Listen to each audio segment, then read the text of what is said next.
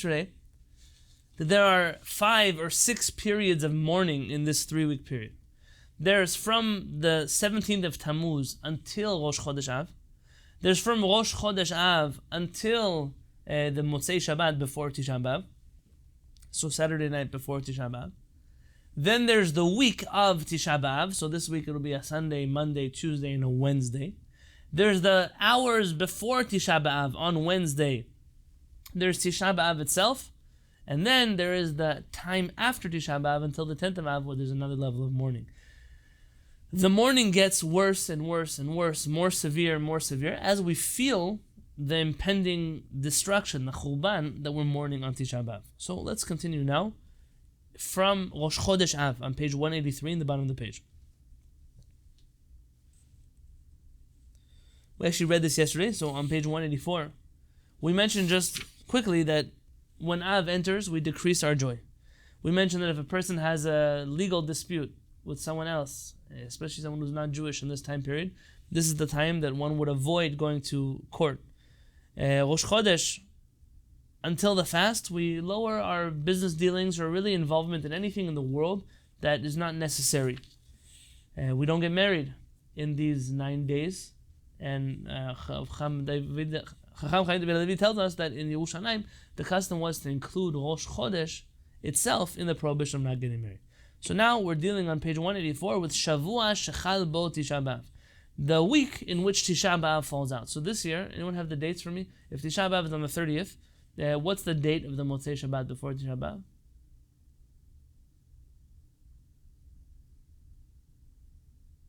The 25th?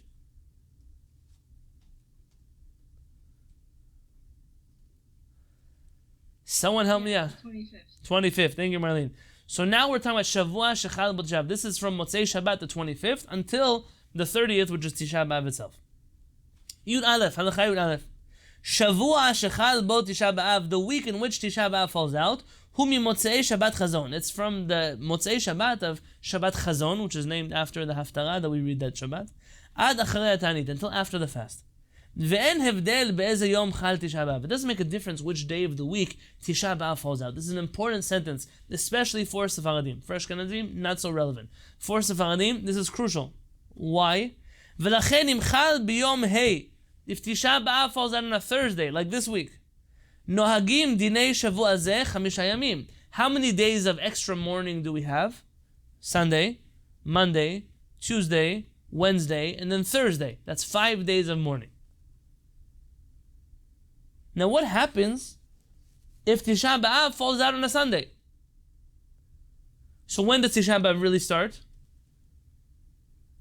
Motzei Shabbat. Or let's just say it's Sunday. So Sunday night, Monday. Let's pretend. But really Motzei Shabbat. Motzei Shabbat is the proper thing to ask. Motzei Shabbat Sunday would be Tisha B'Av. When is the Shavua Shechal Bo? When is the week in which Tisha B'Av falls out? It's not one day.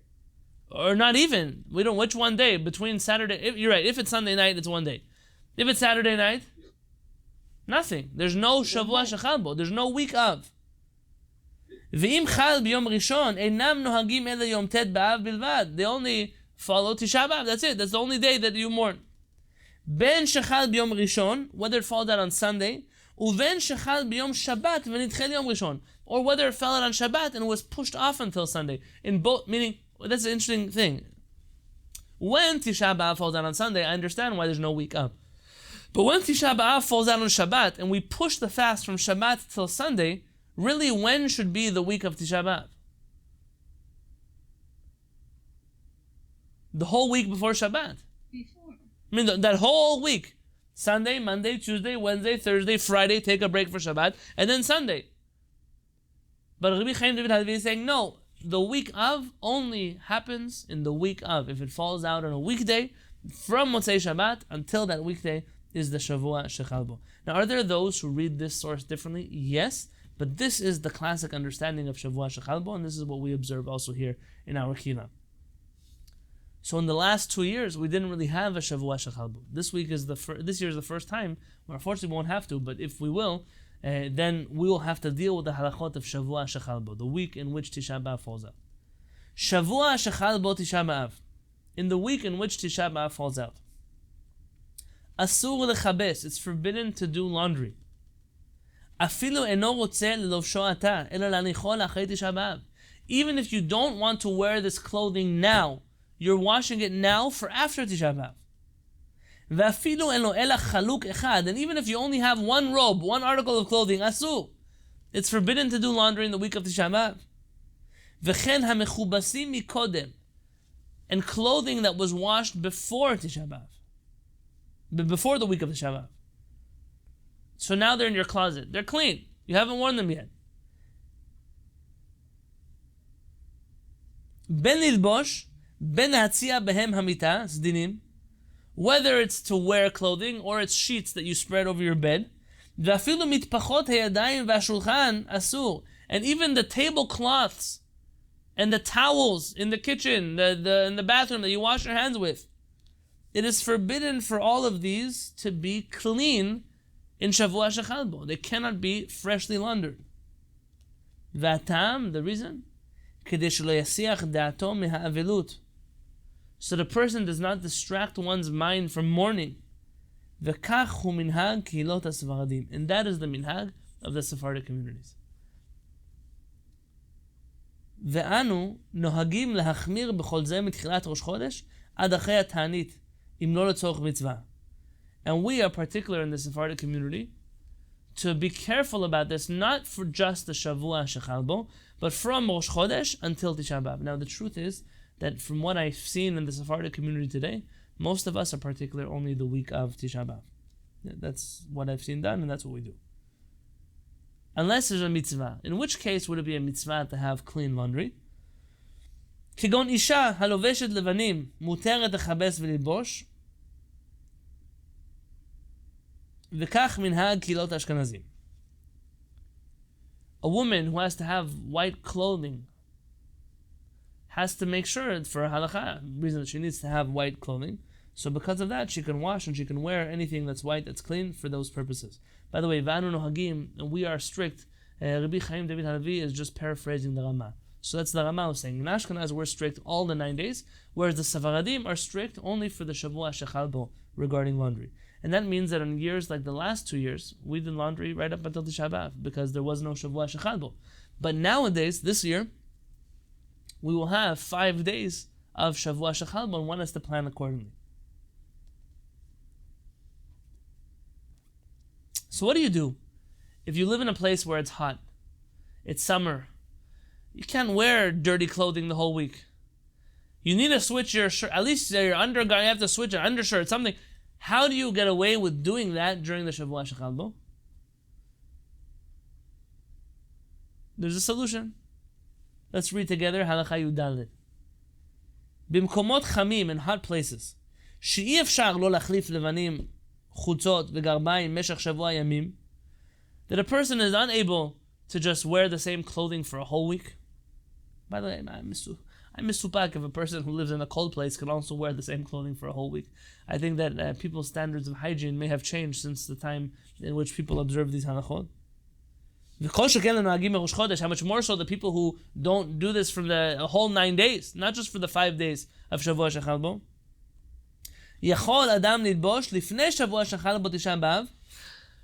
The solution is to wear the clothing before the week of Tisha B'Av. For about an hour. You'll calculate how many undershirts do I need, how many socks do I need, how many shirts do I need, how many pants do I need, right? Make a list of the things you need. And the week before Shavua Shechal Bo Tisha B'Av, wear each one of those clothes for an hour and then switch out. An hour and then switch out. An hour and then switch out. And then when it comes Shavua Shechal Bo Tisha B'Av, officially this clothing is already worn. And in that place, in that situation, a person would then be allowed to wear these garments in the week of Tisha B'Av. I saw a sign that was going around in Israel a few years back. A young college student needs to find a way to make money. What he offered was to wear your clothing for you for an hour in a hot summer day in Israel and get it especially dirty just for you so you could wear it in the week of Tisha B'Av. I don't know about you, but there are certain things that I wouldn't outsource to other people. One of them is wearing my clothing so that I could wear them in the week of Tisha B'Av. Bigdei Ktanim. What about children's clothing? This is maybe relevant. I don't know if you know how much, maybe some of you don't remember, how much laundry you had to do when you had children. So Baruch Hashem, Hashem should bless us. I have 4 children at home. And don't suspect me, Chaz v'Shalom, that I help as much as I should in the house and do all the laundry. But the washing machine is always running. There's always clothes that needs to be washed. It's for kids, it's pajamas, it's clothes. Baruch Hashem, with the corona, things a little bit calm down. You don't always get dressed as much. You don't always get out as much. But nonetheless, you still have laundry to do. What about children's clothes? Children get dirty, children spill on themselves, children do all kinds of things that require new clothing. Bigdei ktanim af hem asurim b'kvisa b'shavua shechal bo Tisha B'Av.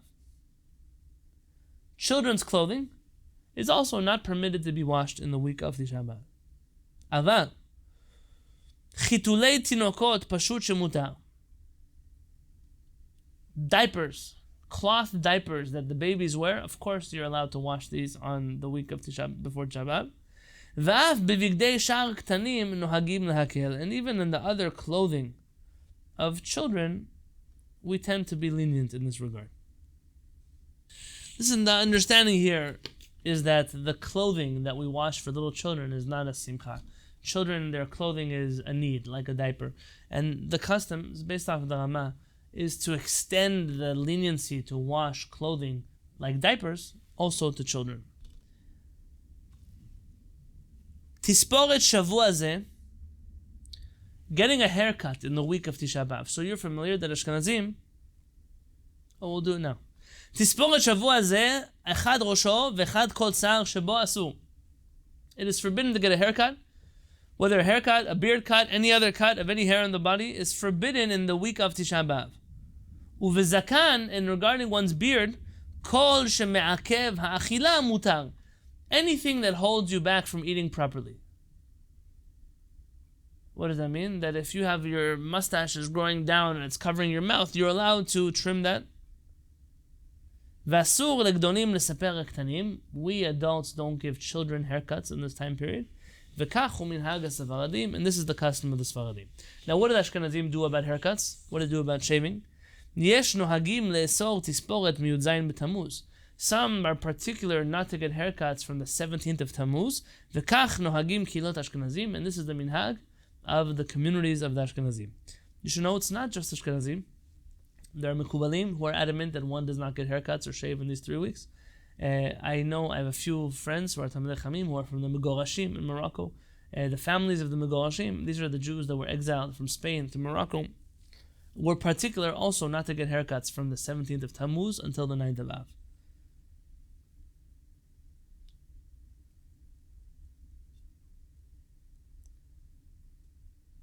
Halakha Yulchet.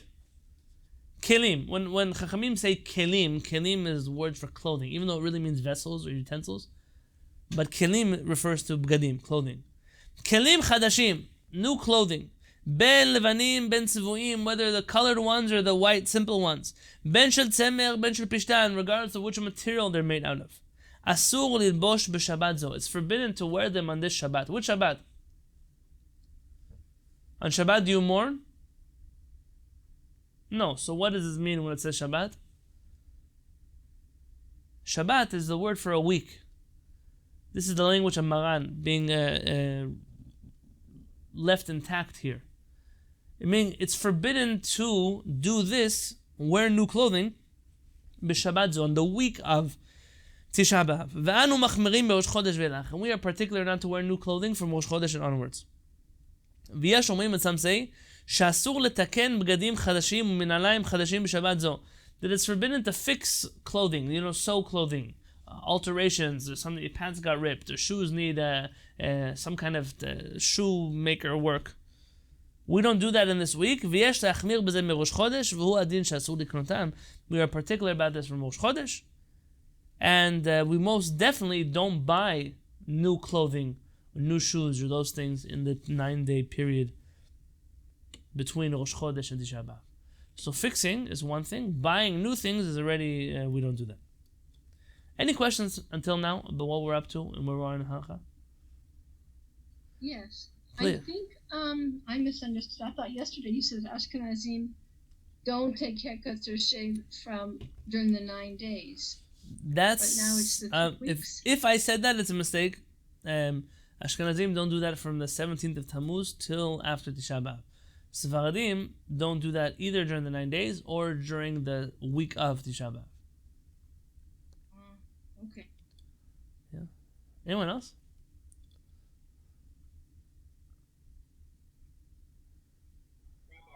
That I'm not. Well, put it this way: would you say that the majority of the Ashkenazi world today certainly do shower, or not during the time period that they're accustomed not to? It depends how you're going to define the majority of the Ashkenazi world. So the majority of the Ashkenazi world is not observant of halakha in the first place, so most likely they shower, hopefully. From the halakhically observant Ashkenazi Jews, I think that there's really a breakdown. Here I'm not talking halakha, so really I should be off camera. But a breakdown between what you'd consider more modern Orthodox circles and perhaps ultra-Orthodox circles, if I had to use such titles, which I really don't like. I can most definitely tell you that when I was around the world of Ashkenazi yeshivot, they were very strict about not showering in the 9 days, like very strict. You really had to smell bad by the time Tisha B'Av came around. And I was always thankful that I didn't have to spend that time period in the yeshiva, but my friends and those who did, and all of them didn't shower in that time period. There are some Batei Knesset. I know one of the Batei Knesset affiliated with Chaim Yosef used to have a sign on the front of the Beit Knesset saying that during the 9 days, we respect your custom to not shower or bathe during the 9 days. We ask that you respect our privacy and only come to pray here after Tisha B'Av. There's a sign like that on the doors of a number of Beit Knesset. Chacham Uvadei Yosef used to call people who didn't shower during the 9 days chamorim. I don't really translate. He would tell us, walking, talking Chilul Hashem. You get on the bus. It's July. It's August. You smell bad. People, oh, look at this religious guy. He smells bad. They miss the entire point of the halakha, that it's not about showering. It's about bathing. It's about a luxury, not about cleanliness. You don't have a mitzvah to be dirty. I would think that the majority of well-rounded Ashkenazim shower during the 9 days, and I think that I'm right about that. Unfortunately, in the communities that are usually guilty of an unbalanced form of Judaism, over there, they most definitely are not showering during the 9 days. Maybe not even the rest of the year either. So you want to make sure that when you see such people, if you can, to show them b'darchei noam. Hey, according to halakha, you're allowed to shower. You're allowed to. You're not allowed to go to a spa or sit in a jacuzzi and relax. No, that's what Chachamim were talking about. Not about getting into a shower and keeping yourself clean. I'll tell you a story. You believe it or not, I was there, so it doesn't make a difference. I was once with Harav Peretz. We say Gadol Shimushay Yoter Milimudah. We just spoke about that in the Rambam Shiur. There was a couple that came to Harav Peretz, an older couple. Old. They weren't 20. They were a married couple, maybe reaching their. Don't get offended. I say older. Older, as in they were not newlyweds, but they were married for a long time. They were maybe getting near their 40s. The man comes with a big beard, and his wife comes, and they came to talk about getting a divorce. Why? Because they can't have any children. They don't have any children, and how Peretz sees they want to get because they want to have children, but they don't want to separate from each other. Something is strange about the situation. They're not fighting with each other, angry about each other. So Peretz, to be a dayan, to be a chacham, you have to be a chacham. You can't be stupid and be a chacham.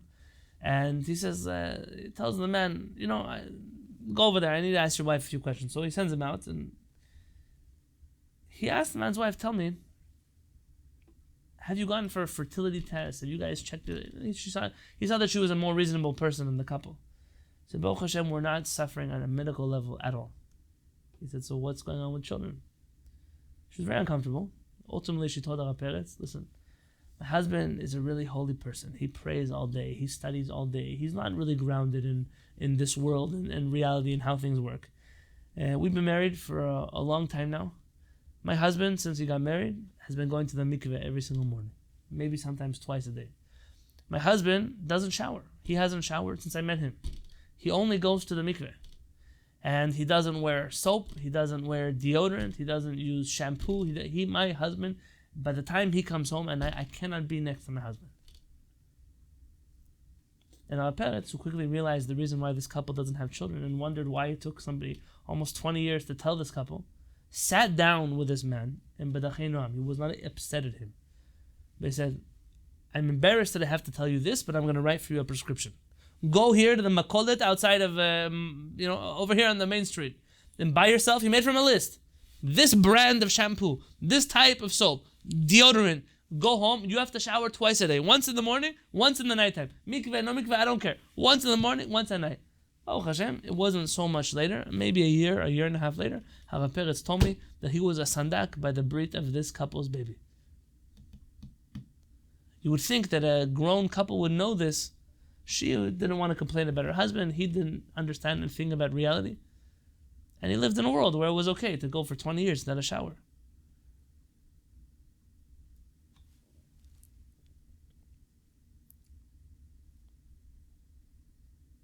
Let's look at Halakha Yutet. This is a fascinating story. Is Aaron David here tonight? I don't see his name here. He actually just shared this in English online today, and I told him I was going to bring it up in the shiur. It just came just in time. This is the Gemara in Masechet Bava Batra, and the Yerushalmi also has a version, and that's the version that the two copies over. Tanu Rabbanan, our rabbis teach us. כשחרב הבית בפעם השנייה, when the Bet HaMikdash was destroyed the second time, Rabu Purushin b'Yisrael, there increased the amount of Purushim, Pharisees and the Jewish people, who abstained from the world. What kind of abstinence? Shelo lechol basar, they didn't drink meat. V'lo lishot yain, they didn't drink wine. Meaning the Bet HaMikdash was destroyed, these people automatically went into mourning mode. Nitpal lehem Rabbi Yoshua. Rabbi Yoshua came and attacked them. Amar lehen, he came across them. Amar lehen, he says, Banai, my children. By the way, this is the way that Chachamim used to speak to their students. Banai, biti, my child, my daughter. There you see Elisha says, Avi, Avi, to Eliyahu, but Eliyahu said, Bani, Bani. That's a relationship like a parent and a child. Banai, my sons, mipnei ma, atem ochlim basar, ve'en atem shtim yain. Why are you not eating meat or drinking wine? Amru lo, they told him, Nochal basar shemimenu makrivin al gabe hamizbeach v'achshav batel. How can we eat meat? Meat that used to be sacrificed on the altar in the Bet HaMikdash, now we're going to eat it when the Bet HaMikdash is destroyed. Nishtei yain shemenaschim al gabe hamizbeach v'achshav batel. We're going to drink wine that they used to offer in the Bet HaMikdash, and now we can't offer anymore. Now we're going to drink wine. Amar lehen, he retorted back to them, Imken, if that's the case, lechem lo nochal, let's not eat bread anymore. Shekvar batlu menachot, the menachot offerings are gone. Tomu efshar beperot, okay, so we won't eat bread anymore, but now we'll just eat fruit. Perot lo nochal, shekvar bitlu bikurim. We won't eat fruit anymore because the bikurim offerings are no longer available. Tamu efshar beperot achrim. Okay, so maybe we'll eat other kinds of fruits. Shen meviim mehem bikurim, that we don't offer bikurim from them. This is good. So mayim lo nishteh, so we won't drink water. Shekvar batel nisuch hamayim, because we can't offer water on the altar anymore. Ushaftem mayim besason. We can't offer water, so now we can't drink water anymore. Meaning, where are you going to draw the line? Says Rabbi Yoshua.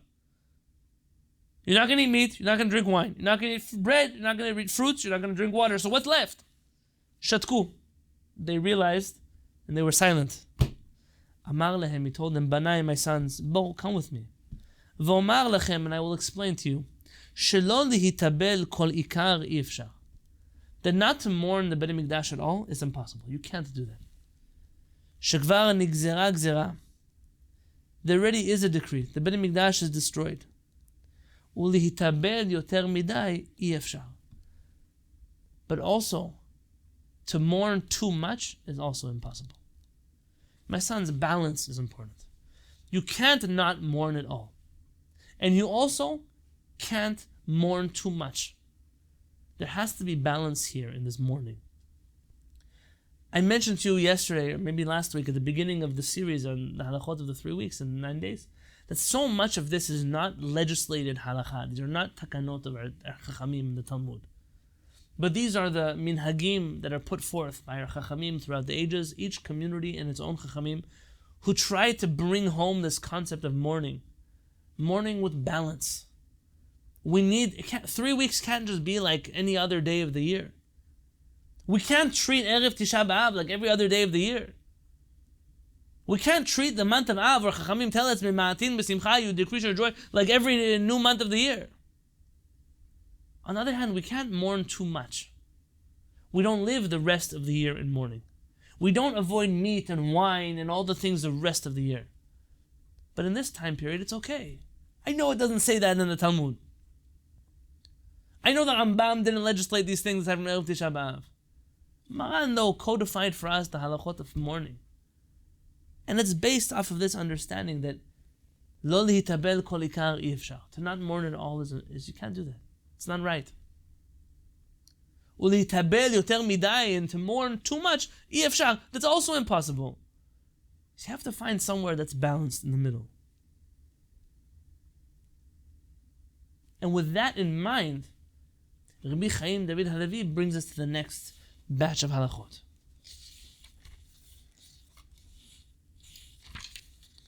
יש נוהגים, some are accustomed, שלא לאכול בשר ושלא לשתות יין בשבת זו. Not to eat meat or drink wine in this week. Not Shabbat. Don't get stuck on Shabbat. The word Shabbat means Shavua.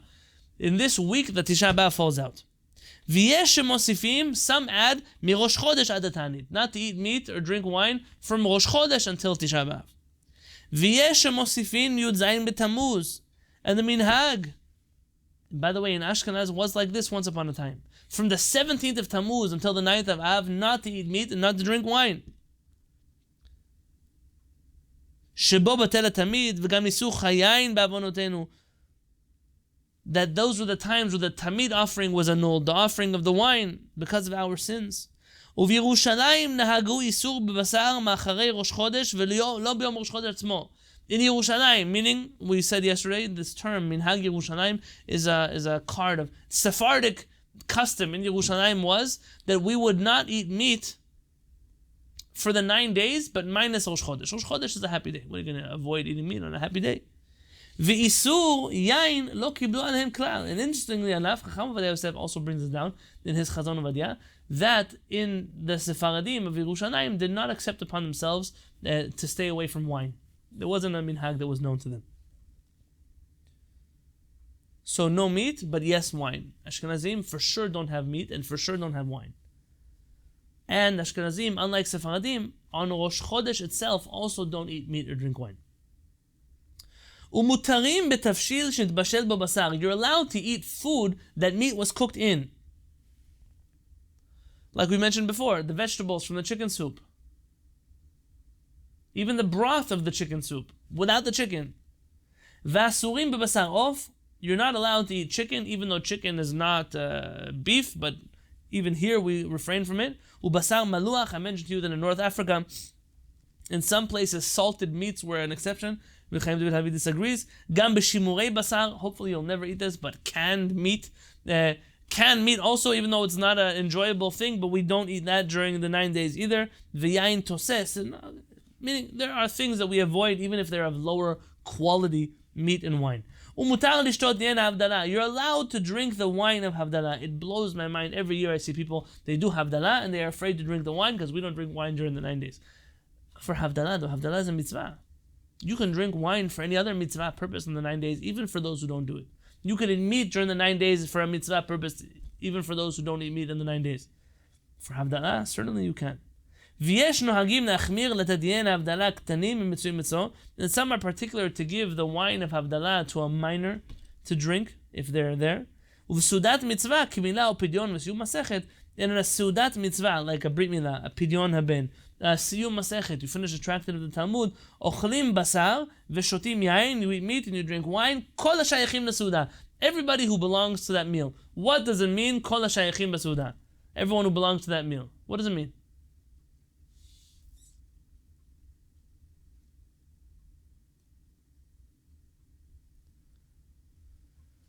Somebody from the East Coast, talk to me about what the 9 days look like with Siyumim.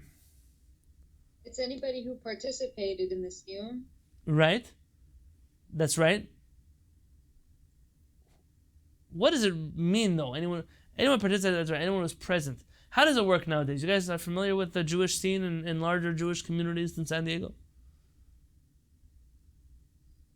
Yeah. So like you have a restaurant, and then you can have somebody like sitting on the side. You have no idea who he is. You've never seen him in his life before. Someone will give you like a clap on the table, like a thing on the table. They'll be like, he's finishing some Masechta. He'll like read it as fast as possible, and then everyone continues eating and nothing happened. Yeah. Very good. Dinner is served. Here's your ribeye steak, 24 ounce. I don't want it. Some big piece of animal on the plate. What does it help that some random person shows up at a restaurant and does a random siyum on something? Who knows even if he learned it? But he gets paid to make siyumim all day. This happens all over the place, in the bungalow colonies, in the summer camps. HaShaychim LeSeudah. What does it mean? This also applies, by the way, Erev Pesach, when they do that siyum of the Bechorot. Imagine our kila. I'm going to use an example, our kila. So normally the people who make siyumim are, when they're here, Itai and Doron normally make siyumim for us. Some years they're not here, so my father makes siyumim for us. When we come to that siyum on Erev Pesach, if any one of the people in our community were to finish a Masechet and invite us to the celebration, all of us in the Kehillat would come. We would come if it was on the eve of Pesach in the 9 days, or if it was in the middle of in the winter or the spring. We would be there. It's a celebration for our Kehillat. We would all participate in that meal. We'd bring gifts. We'd wish Mazal Tov. We'd say Divrei Torah. That's what we would do. Now you announce all random people in San Diego who don't want to fast today, don't want to eat meat today, or they want to eat meat today. Why don't you just hop on over? 8 o'clock, we're having a siyum of some guy named Schwartz or Savin or Halevy. They're doing a siyum. Come in and eat some food. That's a siyum. Are you shayach LeSeudah? You belong here? This is a celebration for you? I mean, you're eating meat because you're celebrating this person's accomplishment. The whole thing, it's not a loophole. So you could just say, hey, we don't follow this custom mentioned in Shulchan Aruch that not eating meat. We know the Rambam says only the meal before Tisha B'Av you can't have meat. Fine. If that's what you're doing, then be honest about it and don't make some guy come like a parrot and do a siyum for you. But if you really believe that you're not allowed to eat meat and the only way you can eat meat is to participate in Seudat Mitzvah, so this whole game of, it's enough of Judaism that's games. Everything is a game. We can't own chametz on Pesach, so we do a game of selling it. I'm not talking now that obviously sale of chametz counts, and it's a concept. We can't do this, so we have a way around it. We don't want to fast, so we make a siyum. Everything is a game with HaKadosh Baruch Hu. Everything we do is a game. When do you stop playing games? When do we grow up and take responsibility of our Judaism and act according to the laws that we have? Or just stop pretending. You don't have to play a game. You can just say, I'm a grown person and I don't want to engage in Judaism the way it's written. That's okay also. But don't do things like a child with a Kadosh Baruch Hu. I find it offensive on behalf of a Kadosh Baruch Hu and on behalf of our intelligence. That we shouldn't do things that are game-like. End rant here. Basar shnishtayer misudot HaShabbat, leftover meat from Shabbat. So you made a brisket for Shabbat, chicken for Shabbat, meatballs for Shabbat, chicken, so whatever it is that you have left over from Shabbat. Hanimna milochlo tavo alav habracha. If a person refrains from eating this food in the week of in the 9 days, he should be blessed. V'ha'ochlo, but if you eat Shabbat leftovers in the 9 days, en mochim biado. We don't tell him anything. We don't protest. Uvivad, I know now what's happening. The same head that makes the loopholes and making a siyum is like, do you know how much food we're going to cook for this coming Shabbat? We're going to load up on chicken and meat and all the good things, and we're going to eat the leftovers the whole week because you can't protest, right? That's not what it says. Uvivad shehichin letzorach Shabbat dafka v'nishtayer derech mikrev v'sima. It's only if you really made this food only for Shabbat, and it's left over, by accident, and not accident. It wasn't intended to be left over. You didn't make enough for Sunday, Monday, Tuesday, Wednesday, Thursday. You just made enough for Shabbat, and nobody finished the food. V'yesh matirin b'seudah revi'it. Some allow you to have this food during Melaveh Malka, for sure. So the night of the 25th, which is going to be the first time of Shavuot Shechal, but you could still eat the leftover meat from Shabbat. Some say that only applies to somebody who eats meat for Melaveh Malka. If you're the person who's always running around to go eat pizza or, potato knishes or I don't know, ice cream, then that's not your Melaveh Malka. But if you're the type of person who eats food from Melaveh Malka, then you can have that food that you eat on Motzei Shabbat as well. The rest of the food you could feed to the children. If there's a person who for health reasons has to eat meat, what kind of person has to eat meat for health reasons? I'm open to suggestions. Someone with anemia. Okay, someone with anemia, very good. Why are they eating meat? For the iron. Very good, they need iron. That's right. Anyone else? An idea of who needs to eat meat? Vitamin B12. Right, so people who have deficiencies in vitamins are getting from those foods? People on dialysis. Alright, there are people on dialysis, I guess also related to this. There are some people whose diets don't allow them to eat a lot of other things aside from proteins and some other things. Well, there might be cases, there are cases where people need to have meat. So he suggests, I didn't see a source explicitly saying this, but he says it's obvious. Yuchal basar of, they should eat chicken. שלא היו מקריבים ממנו על גבי המזבח. You don't have to, they didn't offer those in the בית המקדש. הוא פשוט שחולה מותר בכל. But if someone is really sick, they can eat anything they want. Meat, whatever they need, they can eat. והכל מותרים בדגים, and everybody is allowed to eat fish during the 9 days. Fish does not count as one of the meats that is forbidden to eat. So really, if a person needs to have protein that's meat, it's better to have chicken over beef. But he says a person who really needs the meat, they eat whatever they need. כל מי שאוכל בשר במקום שנוהגים בו איסור, פורץ גדר הוא וישכנו נחש. This is a nice blessing. Anybody who eats meat in a place where there's a custom not to eat meat, he's breaking down a fence and he should be bitten by a snake. I asked this today to my shiur in the afternoon. What does it mean, yishchenu nachash? What is a nachash? You should be bitten by a snake? What kind of curse is that? Why not a scorpion? What is a nachash in Hebrew, in rabbinic Hebrew? It's an act. Neder, kishur. Very good. Neder, cherem, and shamta. Very good. These are the three types of excommunications. Meaning, a person who violates the community protocol and eats meat, meaning everyone is mourning except for him, is breaching a communal norm, and this person should be excommunicated threefold from the Jewish community. It's harsh language. And you know, when I'm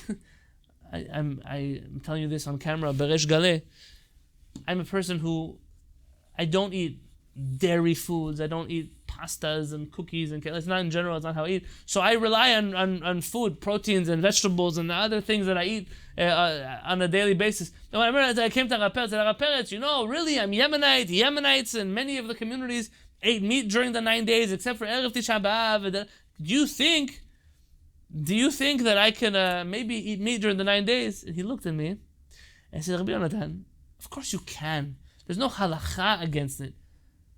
But you're living among Am Yisrael. Am Yisrael doesn't do this anymore. They don't eat meat. Don't be poresh from the morning of Am Yisrael.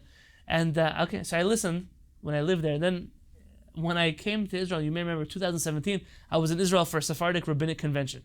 And for whatever reason it was, I was in Yerushalayim, mamash for the 9 days. I wasn't there before, I wasn't there after. I said, I'm going to be this whole time in Yerushalayim. And I'm not going to eat meat or chicken. I'm not going to eat any of the good Israeli food we have here. I'm just going to eat the borekas when I want to eat all day. And I was thinking, I'm going to do it. I'm going to go eat meat. And the best, I had a group of rabbis. These rabbis were of Turkish origin. And in the Turkish community, they only don't eat meat Shavua Shechal Bo. So the beginning of 9 days, they eat meat. They invited me to come out with them. I remember going out with them to sit at a restaurant. And I'm in the old city of Yerushalayim. I'm overlooking where the Beit HaMikdash was destroyed. And I'm guilt-tripping myself. How can I sit here in the 9 days where the Beit HaMikdash was destroyed and eat meat during the 9 days? I can't do it. So I said, thank you very much. I'll have a salad. I've never in my life ordered that at a restaurant. But the truth is that there was something to be said. Maybe in San Diego it's different. But there, mamash, in proximity of the Beit HaMikdash's destruction, I couldn't do it. Let's do 2 more halachot for tonight and we'll end. Yesh nohagim, some have a custom, shelo litrachetz mirosh chodesh, not to bathe from Rosh Chodesh. V'yesh en nimnaim ela b'Shabbat zo, and there are some who don't bathe only in the week of Tisha B'Av. V'lichvod Shabbat, and in honor of Shabbat, mutar litrachetz afilu b'chamin. You're allowed to bathe even in hot water. V'chumra zo mirosh chodesh, and this stringency of not showering from Rosh Chodesh, katvu harabanei Ashkenaz. It's the Ashkenazi, Rabbanei Ashkenazim. It's the rabbis of the Ashkenazim who wrote this custom not to shower. Aval Rabbanei Sfaradim, but the rabbis of the Sfaradim, lo asru ela b'shavua shechal bo Tisha B'Av. They only prohibited bathing in the week of Tisha B'Av, uvechamin dafka, and in hot water specifically. Aval betzonen, but in cold water, mutar, it's completely permissible. V'kach nahagu lema'aseh, and in reality, that's the way Chachmei Sfarad acted. They showered and bathed in cold water in the week of Tisha B'Av. V'lerfu'ah, and a person who needs to be bathed for healing purposes, pashut shemutar, it's obvious that this doesn't apply. U'po'alim she'ovdim avodah gufanit, and those workers who work in physical labor. Kasha, it's hard work. You know, some people, they make a parnasah sitting in front of a computer or sitting at a desk writing things. Or there's some people that make a parnasah moving buildings, erecting structures. Those people, they can't just sit for 9 days in front of the computer. Every day, maybe a few times a day, they need to shower. Nira laniut dati, it seems to me, says Rabbi Chaim Halevy, sheyesh lahatir lehem rechitza she'ena letanug el nikayon she'tzorech briut. That it is obvious that for such people we can allow them to shower, because for them the showering is not a luxury, but it's a necessity, and it's a medical necessity, a health necessity. V'tov yoter betzonen, it's better when one showers in this time period to do it with cold water. U'lemi she'i efshar, and a person who cannot do it, ifshar lo betzonen, in cold water, yesh lahatir lo beposhrin, so shower in lukewarm water. And this is what I tell people all the time. Someone who can't shower, shower. You have to shower in the 9 days. This will really only apply Shavua Shechal Bo Tisha B'Av anyways. So Sunday, Monday, Tuesday, Wednesday. To shower, just don't go into a hot tub with your rubber ducky and your face mask and sing songs. Just go take a shower. And it's preferable, if you can't do it in cold water, at least do it in water that's not enjoyably hot. It's comfortable. You can take a shower, you clean yourself, and you move on. But that's what a person should do during the night. If someone... I never understood those who are so particular that they can't eat kitniot on Pesach. I'm an Ashkenazi Jew, this is my custom, my family's custom. So why not the same level of stringency here by showers in the 9 days? Elama. So what do you learn from here? That customs only last as long as they're convenient. And what's wrong with the person saying, my health, my life, necessitates that I shower every day. I do that all the time. For me, it's a suffering. It's not mourning not to shower. It's suffering not to shower. Chachamei Ashkenaz didn't want you to suffer. Chachamei Ashkenaz were talking to people who showered once every 30 days, once every 6 months. So what's the big deal? Why do you have to shower now in this week? But for a person who showers every day, twice a day, 3 times a day, they weren't speaking at all. And last but not least, Minhag Yerushalayim, it's the custom of Yerushalayim. Again, code word for Sephardic custom of Yerushalayim. ללבוש בגדי שבת ולהתפלל בנעימה ככל שבת אפילו בשבת חזון. That they wear Shabbat clothing and you pray on Shabbat with singing and beautiful tefillah like any other Shabbat, even the Shabbat, just before Tisha B'Av. So whereas there are Ashkenazi communities, and again, I don't think you'll find so many of these, Nadav asks this, I don't think you'll find so many Ashkenazi communities that are gung-ho about this nowadays. But if you go to old school Ashkenazi communities, the Shabbat before Tisha B'Av for sure, the Shabbat in the 9 days, that's a pretty severe Shabbat. I mean, over there, it's a morbid tefillah. People don't wear Shabbat clothing necessarily. Some people don't shower in honor of Shabbat because it's during the 9 days. I don't think you find those customs in normative Ashkenazi communities today. But this most definitely is a minhag that existed back in the day. Sephardim did not subscribe to this custom. In fact, there's even an argument among Sephardic rabbis. Some communities, like in North Africa, they used to sing the haftarot of the 3 weeks to a very sad tune. And some Rabbanei Sfarad were very upset. How dare you on Shabbat sing anything in the tune of Tisha B'Av? It's not Tisha B'Av, you're not mourning. Now is Shabbat. Shabbat is a day of happiness. And you'll find this point of tension between different kilot. Baruch Hashem in our kila, Shabbat to Shabbat, 9 days, we'll wait until Shabbat is over. Rabotai, I really wanted to get with you to page 188. I didn't do that tonight, but B'ezrat Hashem, Od Chazon HaMoed, we'll still have until next week on page Monday. And next week on Monday. And Bezat Hashem, all of this will be irrelevant because the Geulah will be here. We'll all be in Yerushalayim together. We're ready for our Agadah class, which will be on Thursday night at 8:30. Bezat Hashem.